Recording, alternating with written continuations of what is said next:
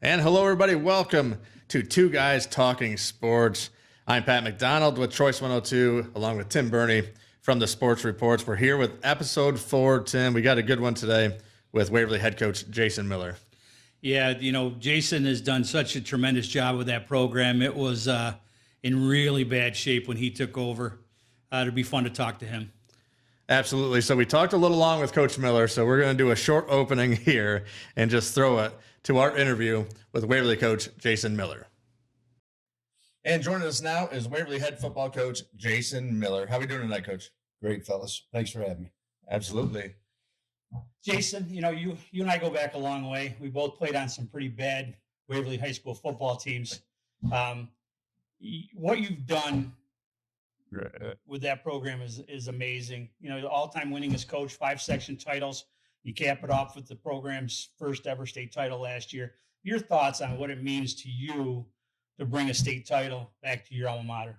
Well, it's in your wildest dreams, first of all, to ever win a state title. I mean, so many coaches go throughout their career and, unfortunately don't win a sectional title, right? It's really hard to do, especially in Section 4. It's important. It's something that we started a long time ago.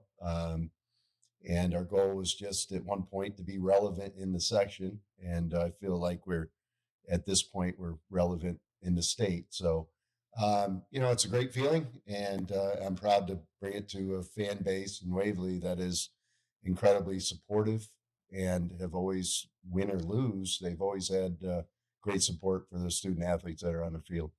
You came back to Waverly for your second stint in 2004. If I remember right, you had like 19 kids on the roster that year.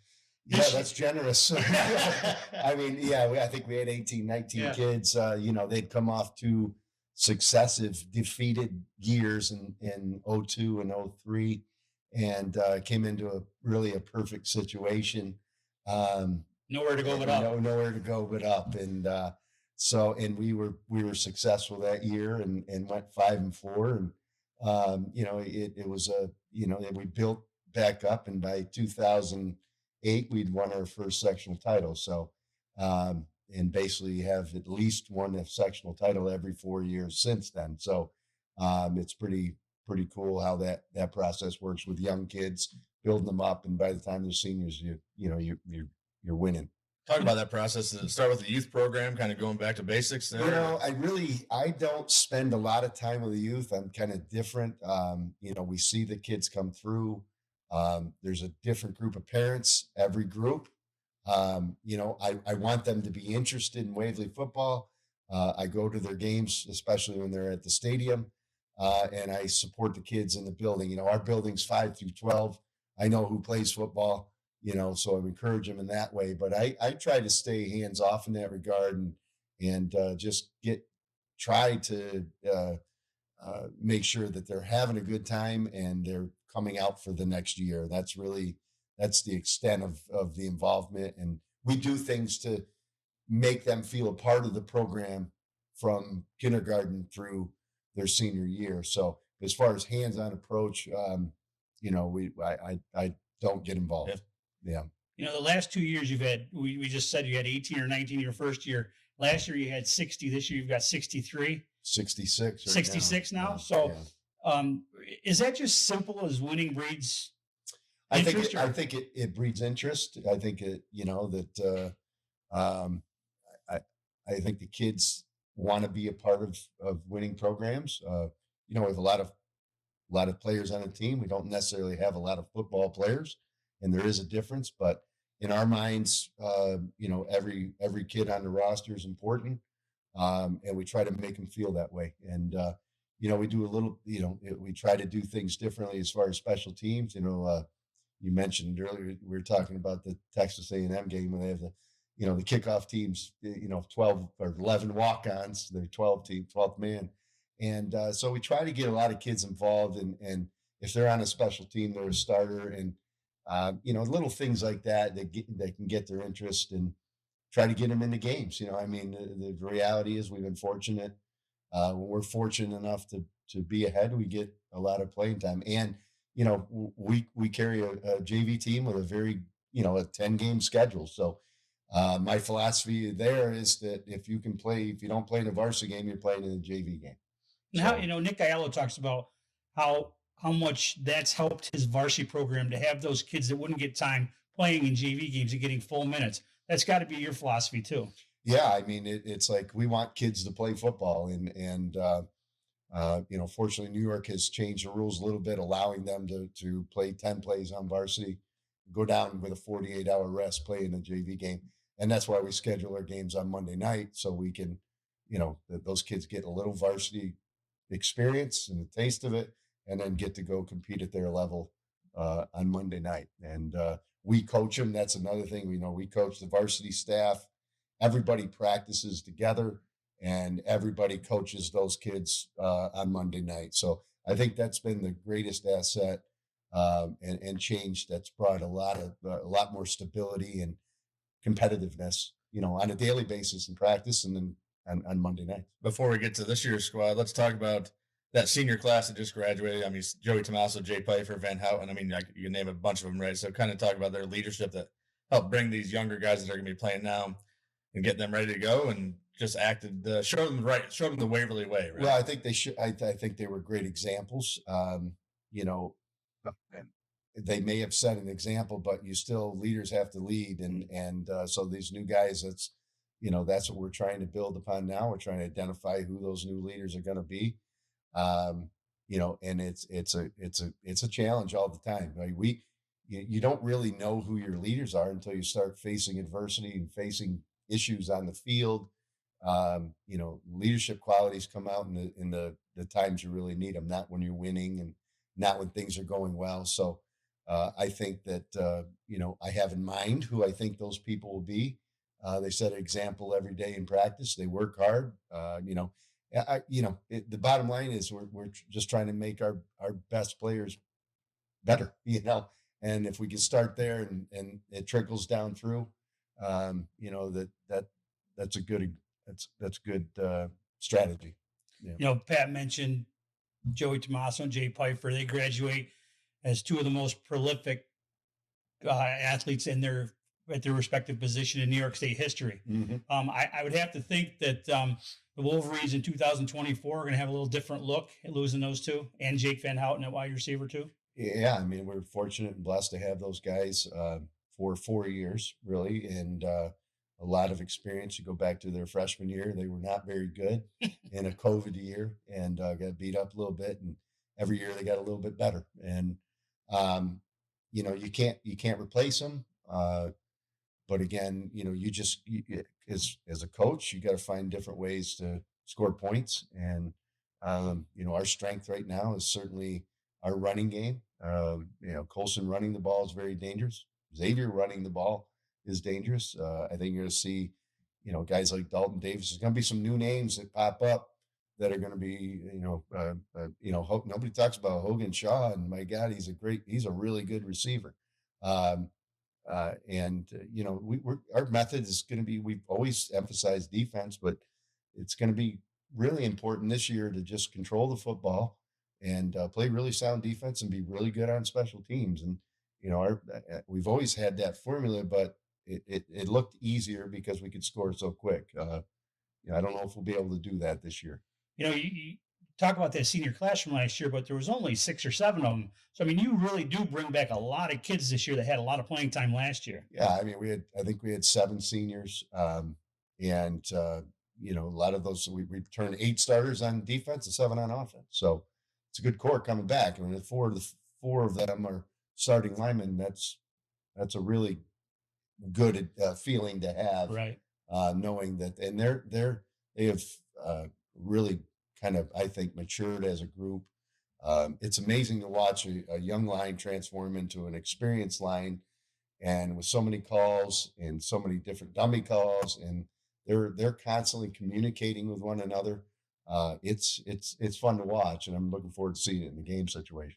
I'm sure it took maybe 24 hours after you won a state title that the first question came of, all right, who's replacing Joey at quarterback, right?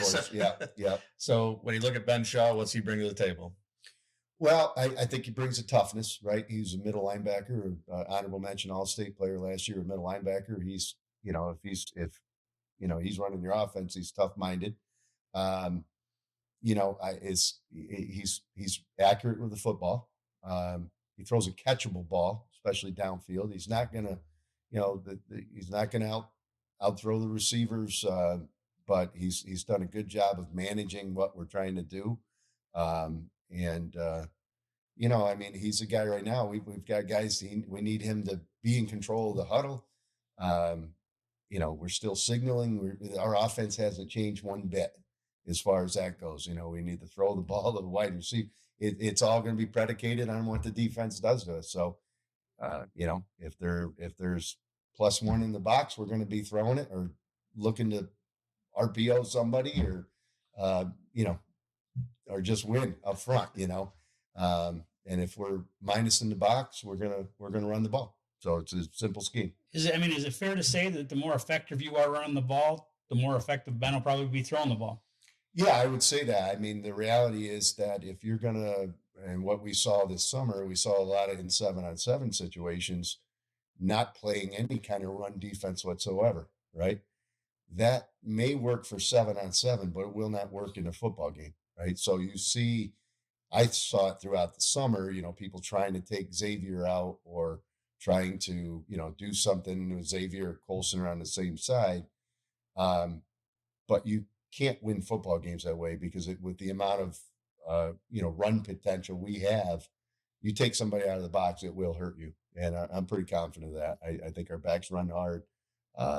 It's going to be simple math. Do the math, and then if they're not there inside, we'll be running the football. And you want to take away Xavier, go ahead because there's other places to go with it.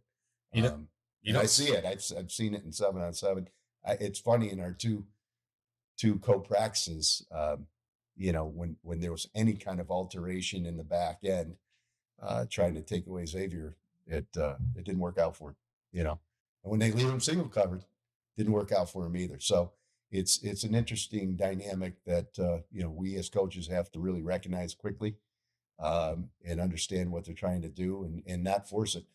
You go back to Ben, I simply can't ask him to do anything he's not capable of doing. I know what he's capable of doing. And I know his strengths and I know his weaknesses. Everybody else will figure that out as we go along. I'm not going to share them here, but the reality is that he's come a long ways, and he's going to be a good leader. He understands the office. He's tough, and he's capable of doing what we'll ask him to do. As a young coach, you were a little impatient with your play calling. Then you may have gotten a little spoiled the last few years with Joey.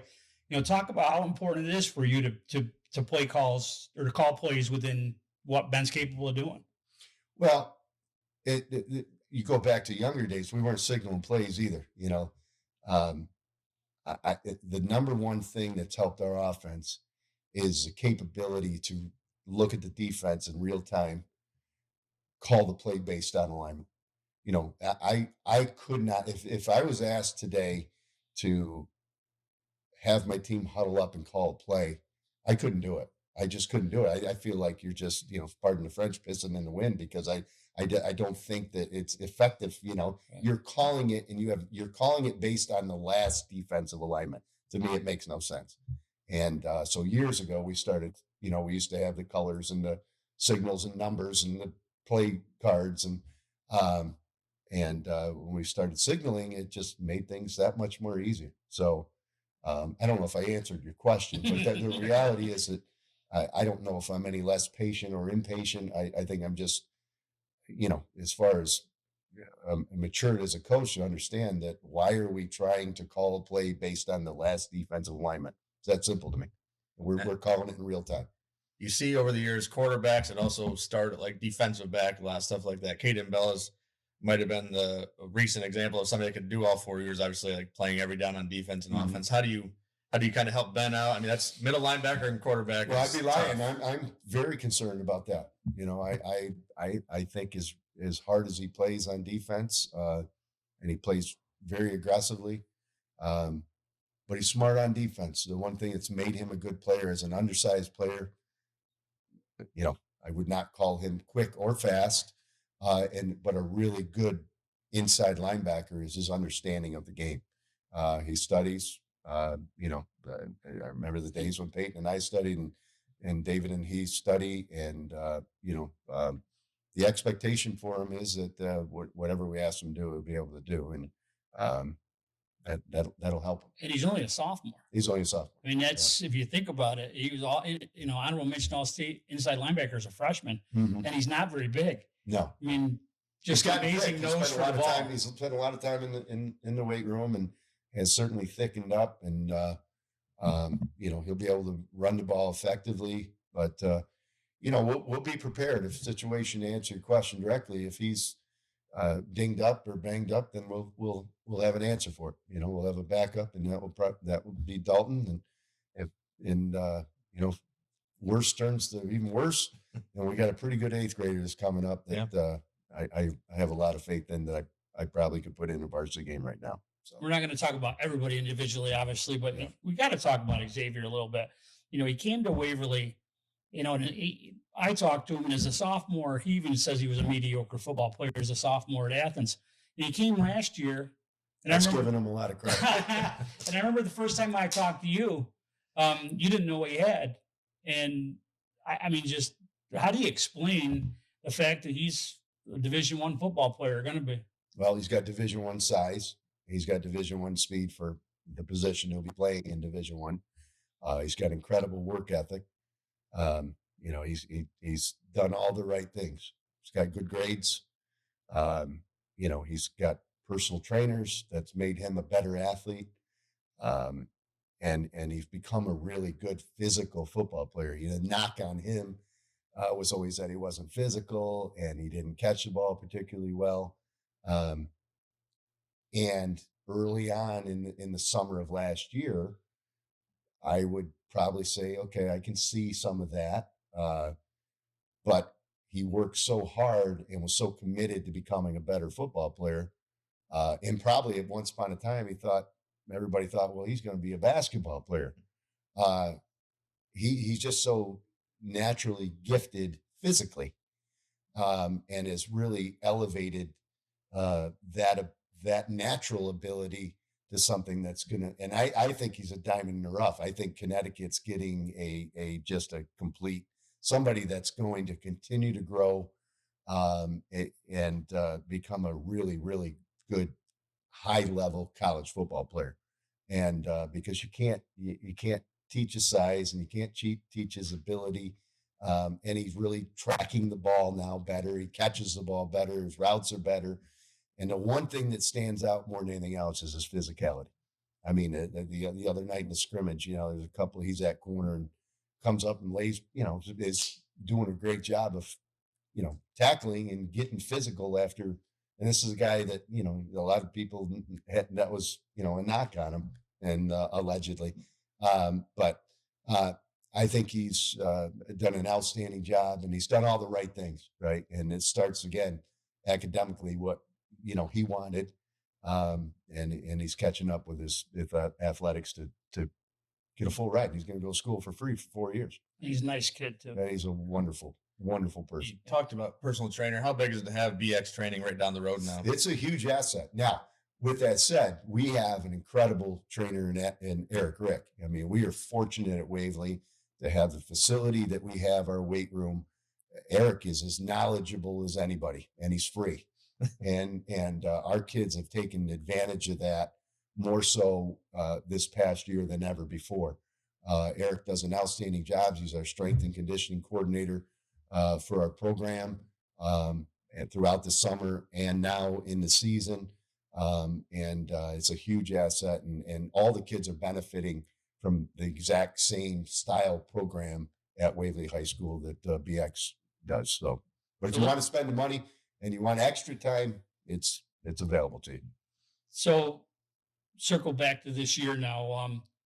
Windsor's dropped down to Class C this year, correct? Mm-hmm. So, you know, you and I discussed this the other night. I think for years and years and years, Section 4 championships went through Shenango Forks. Well, you've beaten them the last 2 years. So to put you on the spot a little bit, are all roads to a section title through Waverly right now?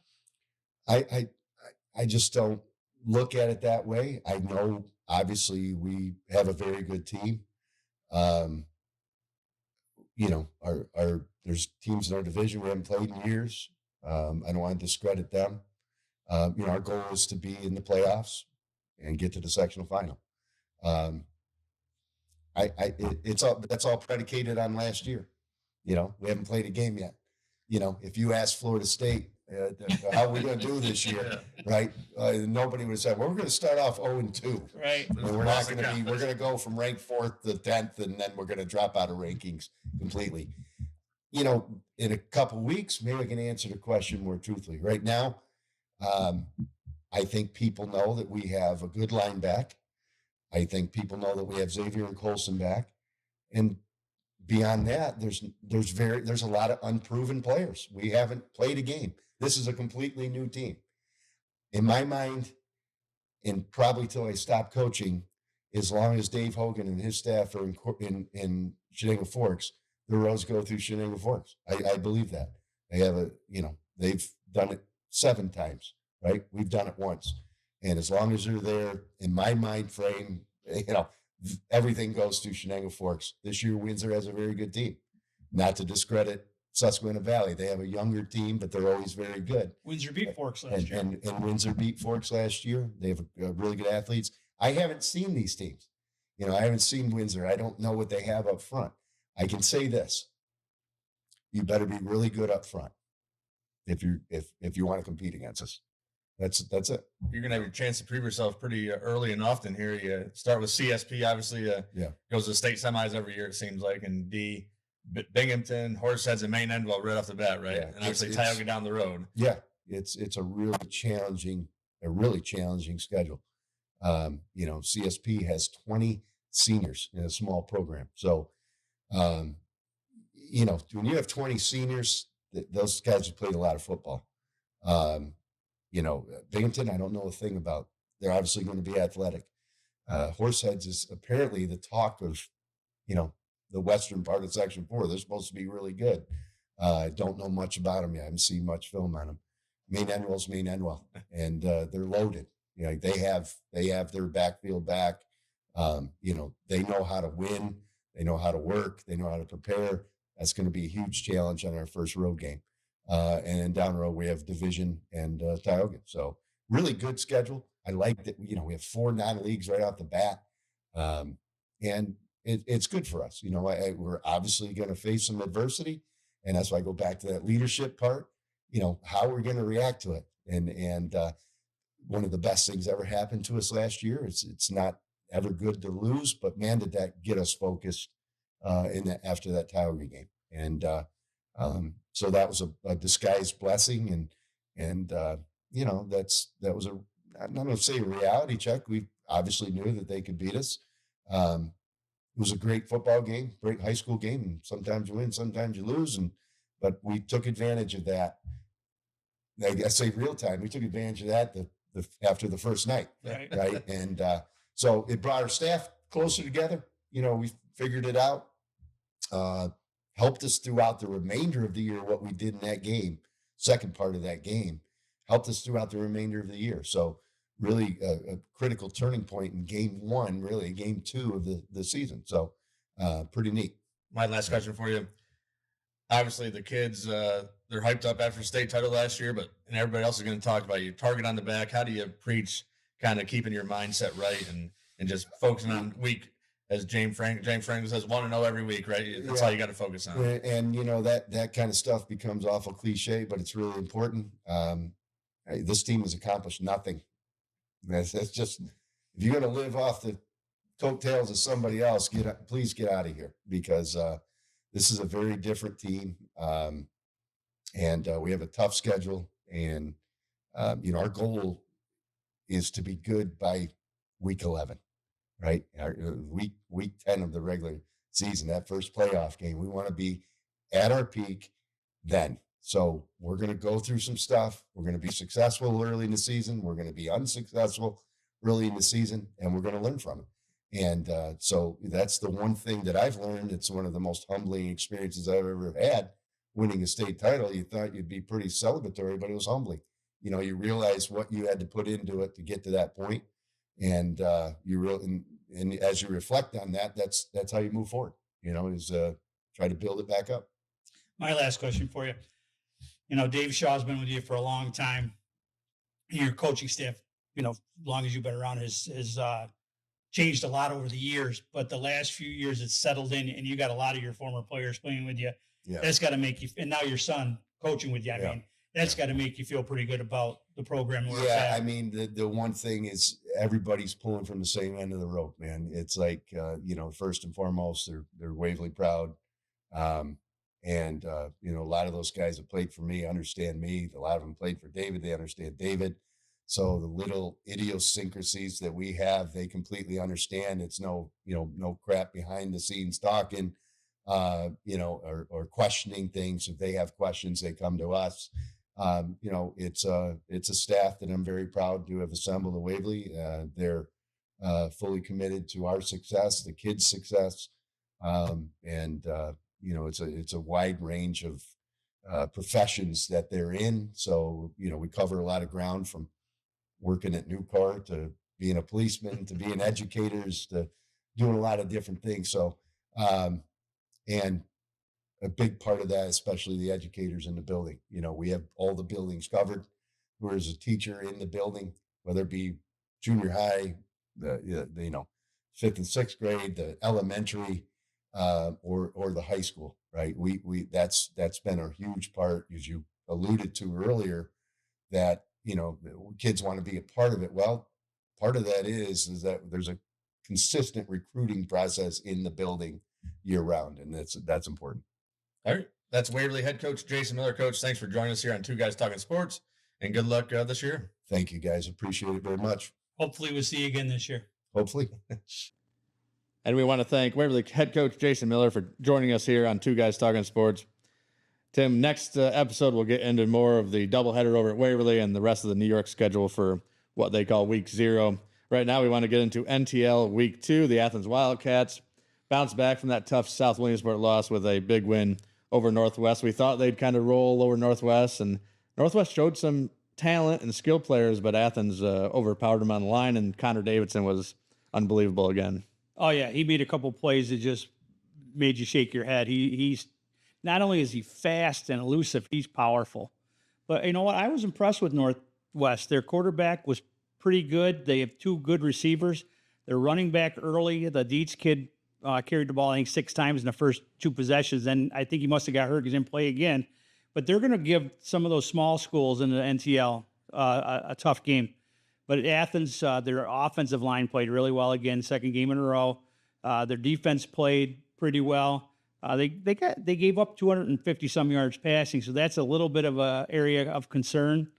But I was impressed. I thought they played really well, and it's still a young football team. Yeah, McCoy, the quarterback for Northwest, looked good. Arnett, the freshman receiver, and then Diltz, the receiver, who had to run the ball late there because Dietz was hurt. But I mean, I think some of those yards were against Athens, was getting some subs in later in the game there. Yeah, but they still threw the ball pretty effectively even against the Athens first team. And McCoy and them never came off the field, I don't think, for Northwest. But I think, yeah, they're going to win some games this year against some of the smaller schools.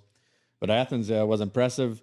I thought they looked good in week 1, just couldn't put it all together against South Williamsport, who and I think a little bit of redemption for Coach Bradley with Zach Fisher knocking down a 44-yard field goal after having the one block, the 40-yarder block against South Williamsport at the end of the half. And I think it was good from 50. Oh, I think so too. Yeah, Fisher had a nice game, kicking it into the end zone a couple times on kickoffs, and extra points looked much better this week. I'm sure that was a point of emphasis for the Wildcats there. On the other side, the Sarah Redskins took one on the chin over at Island Park at North Penn Mansfield, 35-0.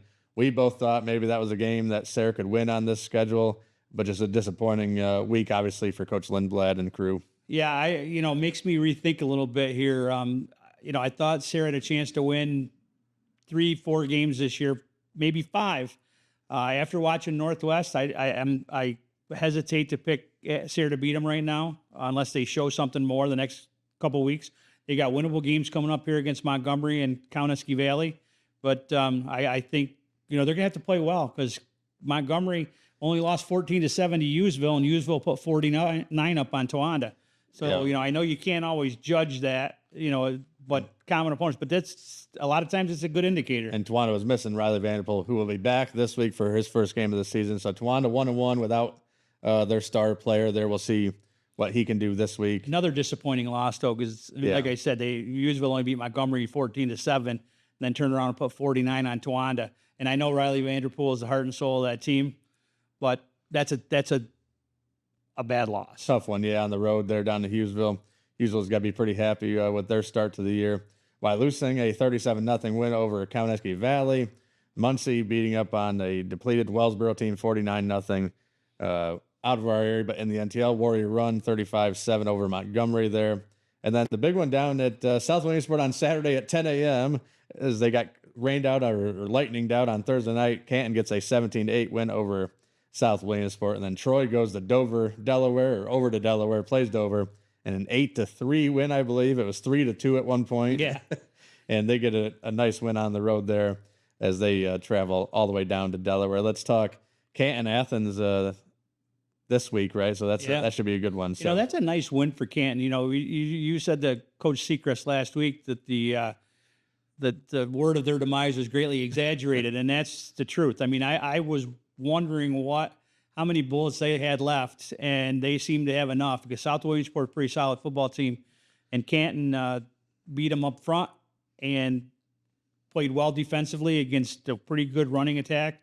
So that's a big win for them. I still don't think they can play with Troy, but I think they're in line to make a run in Class A. And we'll get into more of the matchup of Athens and Canton in our next episode 5 of Two Guys Talking Sports. We want to remind everybody to subscribe to our YouTube page here. Just click the button below, as we've had a great community support so far. The numbers are looking pretty good, and we're thrilled with that, and we're having fun with this. Absolutely. I wanted to touch base, too, with a little bit of Troy. That's a big win down there. I don't know how good Delaware football is in comparison to Pennsylvania, but that school's 4 times the size of Troy. Yeah. They're ranked 4th in the state. So that's a nice win. You're traveling 5 hours to play an unknown commodity, and you come out of there with a W. You can't be anything but happy if you're Coach Smith. I'm sure if he would have told Coach Smith, you're going to score 8 points, he's thinking, well, we're getting blown out here, But that Troy defense stood up to the test down there. And like you said, beat a much bigger school in Dover. Well, that's going to do it for episode 4 of Two Guys Talking Sports. We'll talk to you in episode 5 with Tioga head coach Nick Aiello.